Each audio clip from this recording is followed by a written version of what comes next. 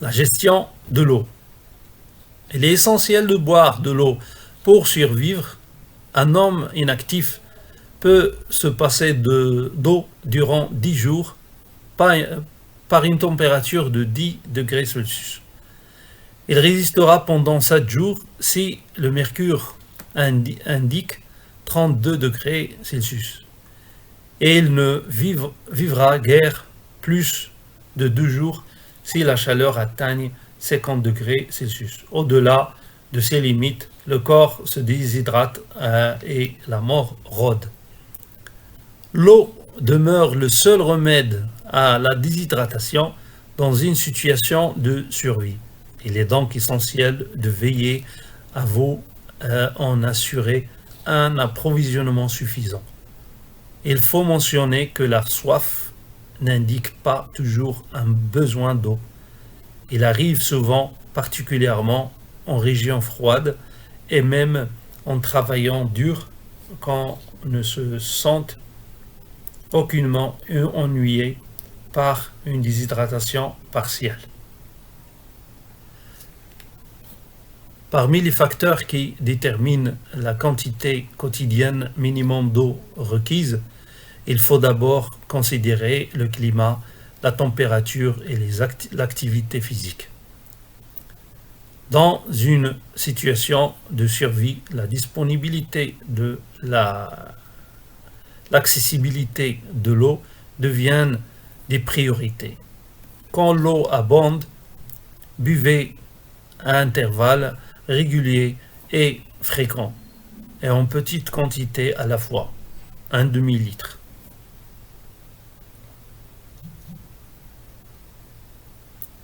Les dangers de boire de l'eau non potable. Quelle que soit la soif, il ne faut jamais boire de l'eau non potable.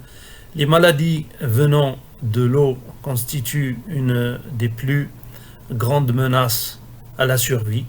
Il faut faire bouillir l'eau durant au moins 1 minute ou y ajouter des comprimés propres au traitement des eaux.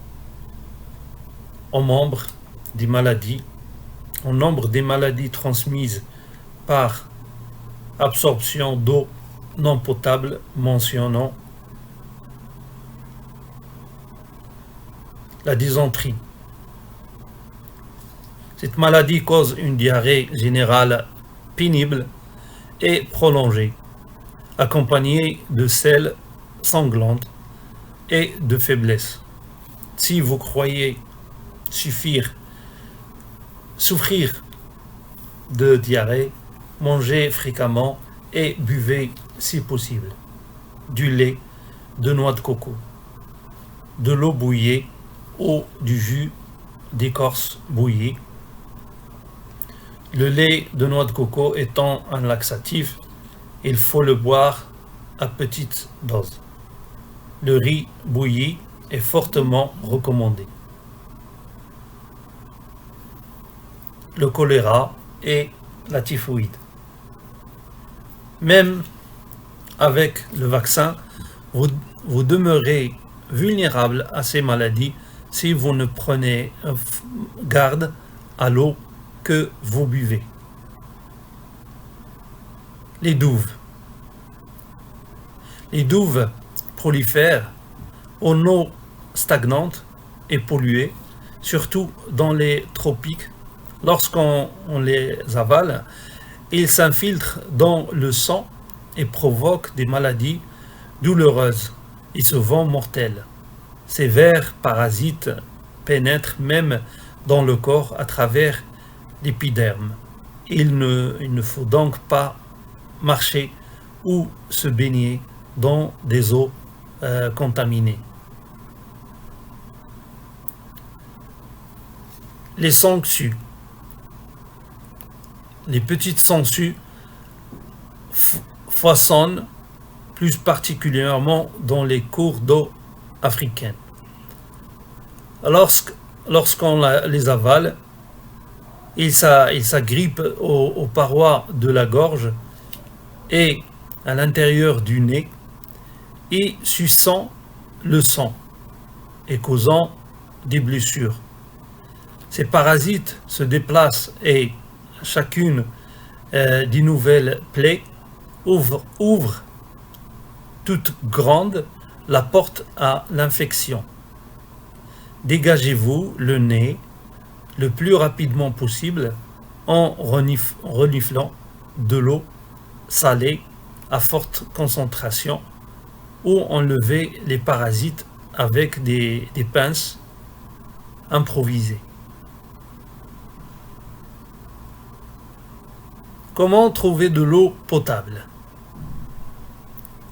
Quand il n'y a pas d'eau en surface, tirez-en de la nappe phréatique, constitue de l'eau de pluie ou de neige fondue imbibant le sol. L'accès à cette source d'eau pure dépend du profil et de la qualité du sol. Dans les sols rocheux, l'eau désagrège facilement le calcaire et y creuse des cavernes qui recèlent source et suintement à cause de sa porosité. La lave retient beaucoup d'eau. Vous trouverez des sources le long des vallées qui traversent l'ancien écoulement de lave. Quand un canyon desséché coupe à travers une couche de grès poreux, il y a là de l'eau qui suinte sur ses parois. Dans les régions riches en granit, creusez un trou dans l'herbe verte et vous y verrez surgir de l'eau. Dans les sols mous, l'eau est ordinairement plus abondante et plus facile à découvrir que dans le sol rocheux. Les nappes phréatiques font souvent surface dans les vallées et sur leurs pentes. Les sources et les suintements se tiennent au-dessus de la ligne des hautes eaux des rivières. Après le retrait de celle-ci, avant de creuser pour trouver de l'eau, essayez de découvrir les signes qui en indiquent la présence. Le fond d'une vallée, au pied d'une pente raide, un coin de verdure ayant abrité une source à la saison des pluies, une forêt basse, le rivage de la mer et les plaines, voilà autant d'endroits où le niveau d'hydrostatique repose sous la surface. Il n'est pas nécessaire d'y creuser profondément pour puiser de l'eau. Attention, au-dessus du niveau de la nappe phréatique, il y a des ruisseaux et des marais. Ces eaux sont contaminées et dangereuses même lorsqu'ils se situent très loin de toute habitation. Le long de la côte.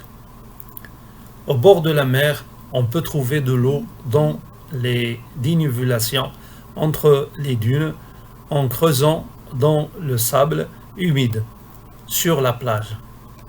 À marée basse, faites des trous dans le sable à environ 30 mètres au-dessus de la ligne atteinte par la marée haute. Cette eau, quoique saumâtre, demeure suffisamment potable. Passez-la tout de même à travers un filtre de sable afin d'en adoucir le goût salin. Ne buvez pas l'eau de mer, la concentration de sel y est si forte qu'elle extirpe tous les fluides de l'organisme et gêne le bon fonctionnement des reins. Sur les montagnes creusées, dans les lits desséchés des ruisseaux, car l'eau s'y cache souvent sous le gravier. En terrain enneigé, faites fondre de la neige dans un récipient que vous placerez en plein soleil et à l'abri du vent. Pour creuser, à défaut d'un équipement adéquat, utilisez des pierres plates et des bâtons.